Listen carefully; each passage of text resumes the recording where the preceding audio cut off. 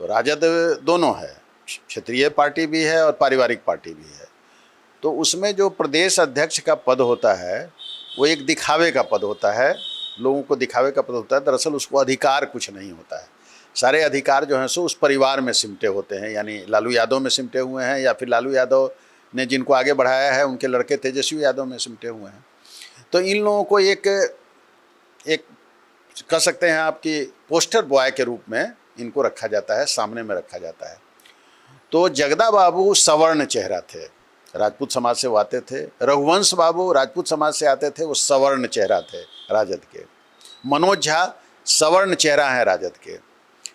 लेकिन ऐसा मुझको लगता है कि ये जो निर्णय हुआ है कि सवर्ण चेहरा को रिप्लेस किया गया है या राजपूत समाज के चेहरा को रिप्लेस किया गया है अति पिछड़े समाज से। जिस जाति से मंगनी लाल मंडल आते हैं उस जाति का वोट एक तरह से अपने आप को नीतीश कुमार को अपना नेता मानता है, और जब तक नीतीश कुमार है तब तक हमको लगता है जो उस जाति का जैसे कुर्मी है, धानुक है और कई उपजातियाँ हैं उसमें, उसके नेता नीतीश कुमार ही है। इस स्थिति में हमको लगता है कि राजद अति पिछड़ा का खेल खेला है, एक अलग जो विधानसभा चुनाव है इसको लेकर के, जबकि इनका उम्र काफ़ी है।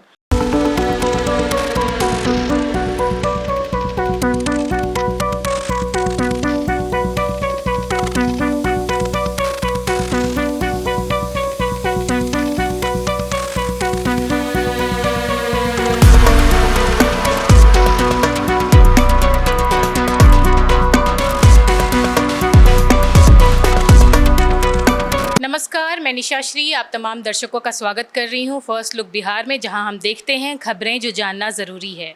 और आज हम जो एक बहुचर्चित मुद्दा है इसके ऊपर बात करने जा रहे हैं, और हमारे जो मेहमान इसके ऊपर अपने अपने विचार प्रकट करेंगे वो हैं हमारे वरिष्ठ पत्रकार रविंद्र कुमार सिंह जी, और साथ में हैं हमारे राजनीतिक विश्लेषक प्रोफेसर अरुण कुमार सिंह। मुद्दा यही है कि जो राजद में अभी एक निर्विरोध जो नाम आ रहा है अध्यक्ष पद के लिए मंगनी लाल मंडल जी का, इनके व्यक्तित्व परिचय के ऊपर हम एक जो है वो आपको परिचय देंगे हमारे जो मेहमान हैं उनके माध्यम से। तो सबसे पहले प्रोफेसर अरुण कुमार सिंह, हम आपसे ही ये जानना चाहेंगे कि ये जो मंगनी लाल मंडल हैं जिनके की बात चल रही है अध्यक्ष पद के लिए, इनका एक व्यक्तित्व परिचय आप दे दीजिए। देखिए, मंगनी लाल मंडल जी मिथिलांचल से आते हैं और फुलपरास, ये झंझारपुर लोकसभा क्षेत्र में फुलपरास एक असेंबली कंस्टिट्यूंसी है, वहीं इनका घर है। गरीब परिवार से ये आते हैं और अति पिछड़े समाज को रिप्रेजेंट करते हैं। दरअसल इनकी जो यात्रा है वो वामपंथ से शुरू हुई थी, लेकिन बाद में ये राम मनोहर लोहिया, मधु लीमे, इन लोगों के संपर्क में आए और समाजवाद की तरफ इनका झुकाव हुआ।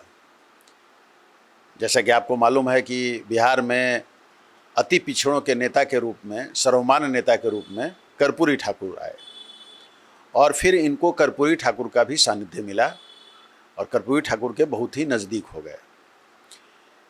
उसी का नतीजा हुआ कि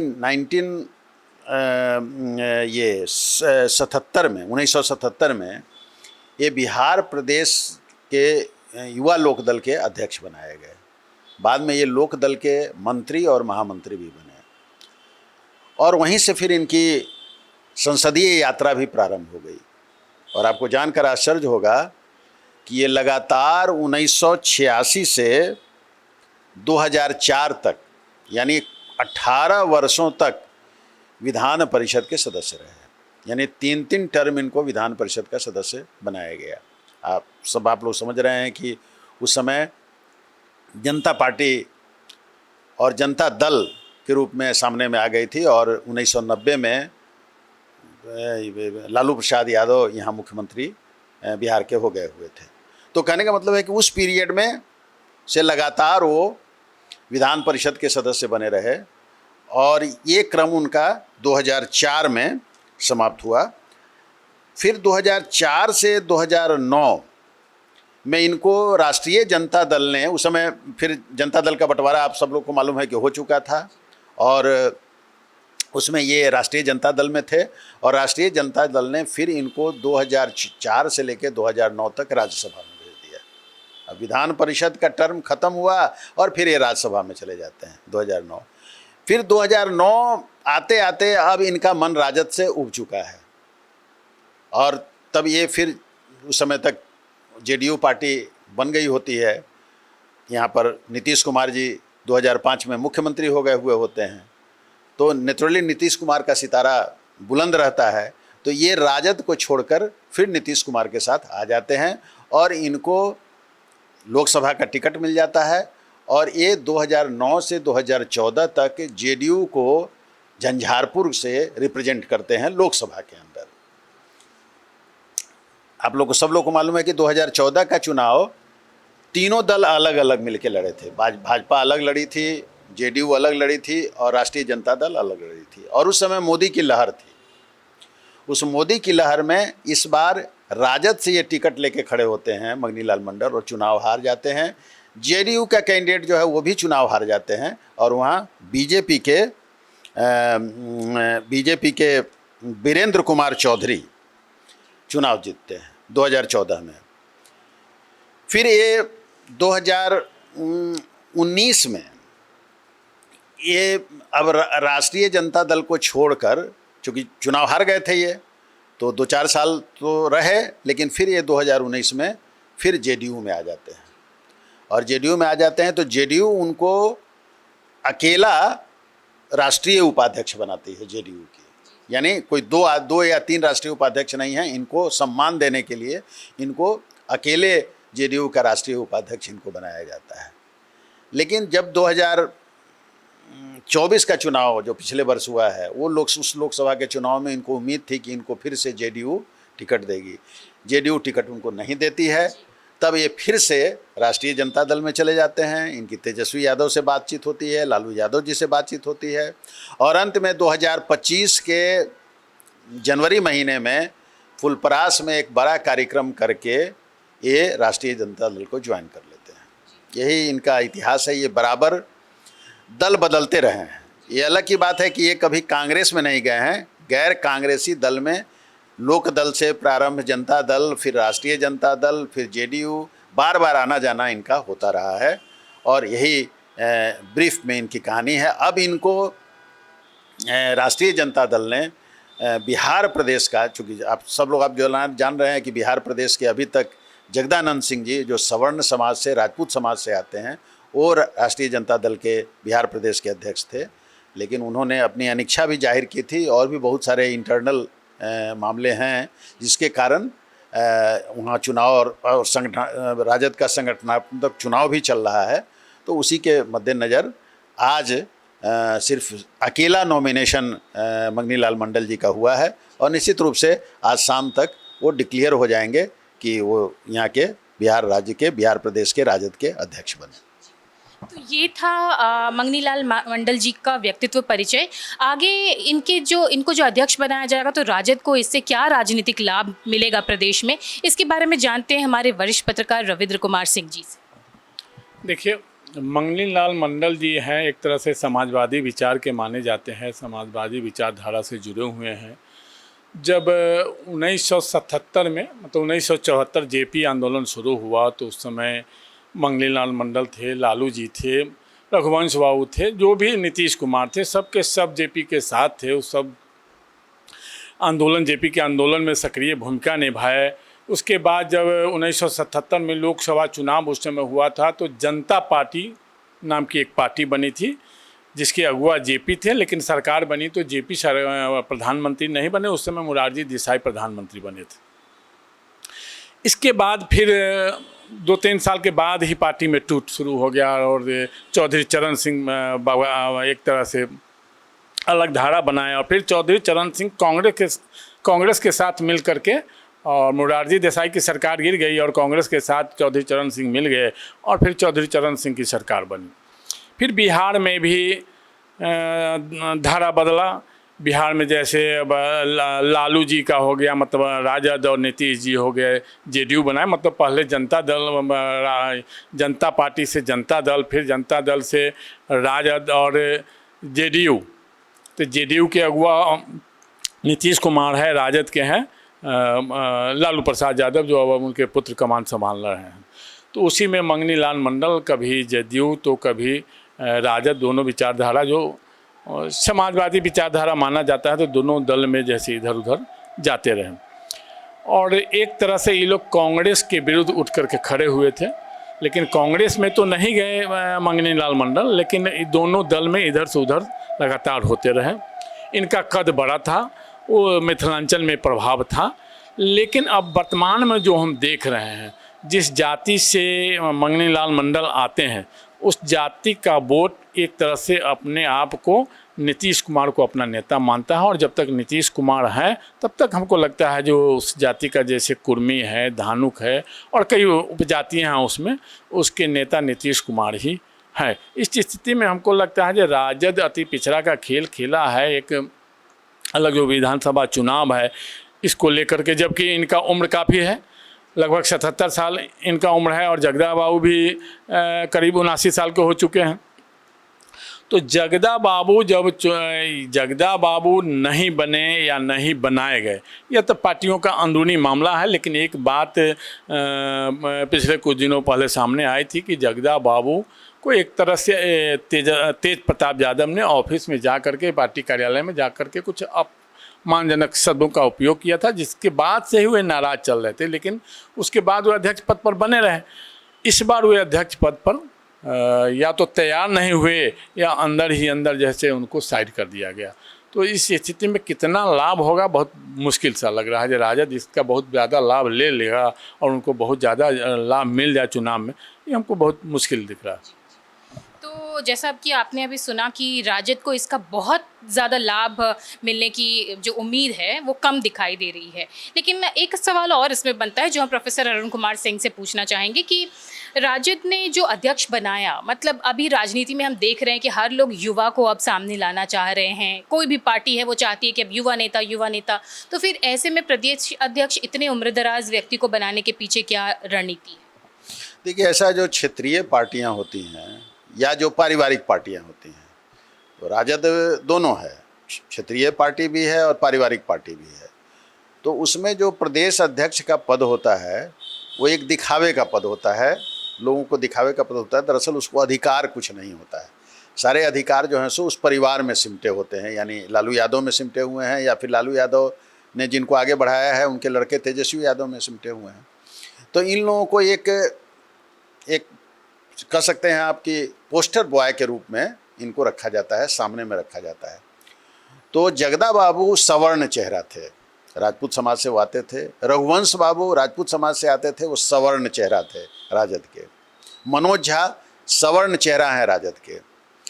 लेकिन ऐसा मुझको लगता है कि ये जो निर्णय हुआ है कि सवर्ण चेहरा को रिप्लेस किया गया है या राजपूत समाज के चेहरा को रिप्लेस किया गया है अति पिछड़े समाज से, तो ऐसा लगता है कि राजद का एक कैलकुलेशन है कि सवर्ण अभी मेरे साथ आने वाले नहीं हैं, वो राजद के साथ नहीं आएंगे। 2-4% की बात मैं नहीं कहता हूँ, मैंने जो उसकी मेजॉरिटी है, बहुमत है 80-90%, वो नहीं आएंगे। और नीतीश कुमार की ताकत अति पिछड़ा है समाज है, जिसको नीतीश कुमार ने जोड़ा है, जैसा कि अभी रविंद्र बाबू ने भी इस बात को कहा। और दूसरी बात यह है कि मिथिलांचल जो है वो एक तरह से एनडीए का गढ़ बन गया हुआ है, जहाँ से मंगनी लाल मंडल जी आते हैं।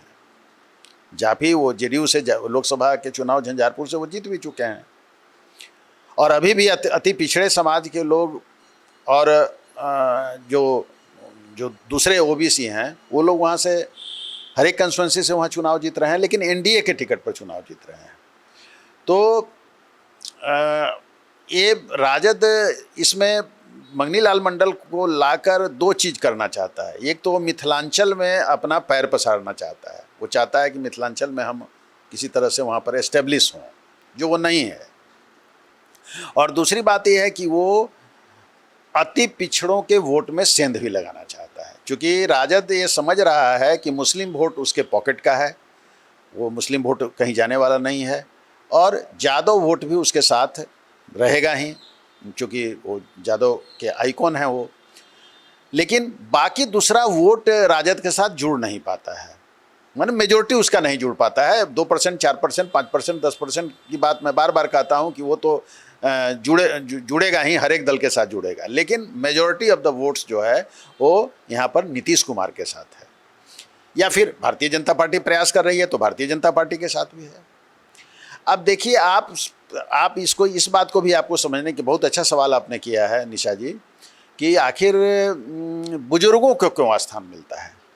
देखिए, अति पिछड़ा में राजद के पास नेता ही नहीं है, जबकि उसके ठीक विपरीत एनडीए में अति पिछड़ों की बहुतायत है। एक से एक नेता अब आगे बढ़ गए हैं।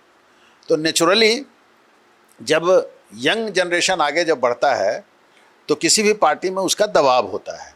तो जदयू पर विभिन्न पदों पर एडजस्ट करने का दबाव है अति पिछड़ों का, जदयू पर भी है और भाजपा पर भी है। अब वहाँ पर ये 78-79 साल के मंगनी लाल मंडल जी हैं, तो नेचुरली उनको एडजस्ट अब नहीं करने की स्थिति में एनडीए रही होगी।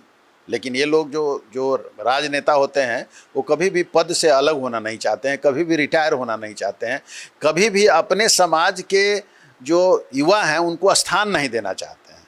या तो स्थान देंगे तो फिर अपने पुत्र को देंगे, अपनी पुत्री को देंगे, अपने परिवार को देंगे। तो ये मंगनी लाल मंडल की महत्वाकांक्षा जो है वो फिर से उनको राजद में लाई है। और भल अभी 2025 के जनवरी में वो आए हैं और अभी देखिए कि 2025 का ये जून महीना है, उसमें प्रदेश अध्यक्ष उनको बना दिया जाता है। तो ये सब लोग जानते हैं कि राजद में जो प्रदेश अध्यक्ष है उसका कुछ चलना नहीं है, क्योंकि राजद एक पारिवारिक पार्टी है और उसके सर्वे सर्वा जो हैं सो आज के दिन में लालू प्रसाद यादव जी हैं या तेजस्वी यादव जी हैं। तो नेचुरली इनको बहुत कुछ करना नहीं है, लेकिन एक मैसेज, जैसा मैंने कहा कि सवर्ण चेहरा रघुवंश बाबू, सवर्ण चेहरा जगदानंद सिंह थे, तो सवर्णों के बीच में एक राजद मैसेज देना चाहती थी। वो मैसेज अब वो अति पिछड़ों को देना चाहती है मंगनी लाल मंडल जी के माध्यम से, मैं समझता हूँ। लेकिन निश्चित रूप से मैं रविंद्र बाबू से सहमत हूँ कि बहुत बड़ा प्रभाव नहीं पड़ने वाला है, इसलिए कि ये कोई बहुत अति पिछड़ों के लिए कोई जगह बना देंगे राष्ट्रीय जनता दल में, ऐसी संभावना नज़र नहीं आती है। इसलिए कि राष्ट्रीय जनता दल का जो कोर वोटर है मुस्लिम और यादव, उसका दबाव तो राष्ट्रीय जनता दल पर ज़्यादा से ज़्यादा विधानसभा में सीट देने का तो बना ही रहेगा। तो ये एक विशेष जाति को मैसेज देना और उनके वोटर्स को साधने की रणनीति हो सकती है। लेकिन फिर भी ये सवाल जो है, ये मैं एक बार रविंद्र कुमार सिंह जो हमारे वरिष्ठ पत्रकार हैं उनसे भी जानना चाहूँगी कि युवाओं को अवसर ना देते हुए एक बुजुर्ग व्यक्ति को ये अवसर देने का के पीछे क्या रणनीति हो सकती है, आपको क्या लगता है? देखिए, पहले हमारे जाने माने राजनीतिक विश्लेषक प्रोफेसर अरुण कुमार सिंह बताए हैं, जो क्षेत्रीय दल है वो एक मुखौटा के रूप में आगे किसी जाति के वोट साधने के लिए प्रयास करता है, बल्कि कमान उसके परिवार में रहता। तो उस हिसाब से वैसे तो मान लीजिए पार्टियां युवा अध्यक्ष और अध्यक्ष दोनों पद का चयन करके, मतलब उसमें चुनाव करके है या चयन करके, जिस तरह से अपना लोग बनाते हैं ताकि पार्टी में काम कर सके। लेकिन जो उम्र है तो उसमें मान लीजिए युवा अध्यक्ष का 40 से 45 तक अब युवा अध्यक्ष को भी लोग बनाते हैं। उसके बाद जैसे अध्यक्ष बनता है, जो अध्यक्ष का मतलब हो जो अध्यक्ष थोड़ा मजे हुए हों, काफ़ी जानकार हों, राजनीतिक का विशेष ज्ञान उनके पास हो। लेकिन वो 60 और 65 के बाद तो शारीरिक रूप से कमज़ोर होने लगते हैं। उस स्थिति में पार्टी को मजबूत, संगठन को मजबूत बनाने में उनका जो दायित्व होता है उसको निभा नहीं पाते हैं। लेकिन वास्तविक बात है जो बताए हैं अरुण बाबू कि जो क्षेत्रीय दल है उनका मुखौटा जैसे वो अलग किसी को खड़ा कर देते हैं, लेकिन कंट्रोल रखते हैं अपने पास। तो उसी तरह अब जहाँ तक बात आ गई जगदानंद सिंह जो राजपूत जाति से आते हैं और उनके जगह पर एक अति पिछड़ी जाति के कद्दावर नेता को अध्यक्ष पद की जिम्मेवारी जो है राजद सौंप रहा है। तो उस स्थिति में मैं ये भी बता देना चाहता हूं कि जिस राजपूत जाति के अध्यक्ष थे और रघुवंश बाबू भी थे, रघुवंश बाबू और जगदानंद सिंह कभी भी लालू जी का साथ नहीं छोड़े, जबकि उन्हें अपने जातियों के बीच बहुत तरह के ताना बाना दोनों को सुनना पड़ा, क्योंकि उस समय लालू यादव को सवर्ण विरोधी माना जाता था, जिसके कारण सवर्णों के बीच मतलब इनका विरोध होता था दबेजुबान, लेकिन फिर भी इनका जो कद था उस हिसाब से, जहाँ से जगदा बाबू चुनाव लड़ते थे, चाहे रघुवंश बाबू चुनाव लड़ते थे, तो उनके स्वजातीय वोट लगभग परसेंटेज वोट उनको मिल जाता था। और जहाँ भी उस जाति के वोट होते थे तो राजद के उम्मीदवार भी होने के बावजूद भी राजपूत जाति के लोग उन्हें वोट देते थे। ऐसा नहीं है वोट नहीं मिलता था, साफ साफ नहीं मिलता था, वोट मिलता था। लेकिन यह एक रणनीति जो आपने बताया कि एक रणनीति के तहत जो जातीय वोटों को साधने के लिए मंगनी लाल मंडल जी को प्रदेश अध्यक्ष का कमान राजद ने सौंपा है। एक तरह से सौंप ही दिया, और जो प्रक्रिया है उसमें सौंप कर लगभग फाइनल है। तो एक वोट बैंक साधने की कोशिश है, लेकिन उसमें कहाँ तक लाभ मिलेगा, जो हमने पहले ही बताया, ये बहुत विशेष लाभ मिलने की उम्मीद नहीं लग रही। तो हमने जो अभी बातचीत की, इसमें हमारे जो विश्लेषक हैं उनकी जो अपने राय हैं, उनके हिसाब से यही है कि ये एक बहुत ही सधी हुई जो राजनीतिक समीकरण है, और जो कहते हैं ना वोटों का मैनिपुलेशन, उसको करने का एक बहुत ही अच्छा प्रयास है। लेकिन ये प्रयास वोटों में कितना तक तब्दील हो पाएगा, ये तो वक्त ही बताएगा। फिलहाल इस चर्चा को हम यही देते हैं विराम। आप हमारे साथ बने रहिए। आप देख रहे थे फर्स्ट लुक बिहार। धन्यवाद।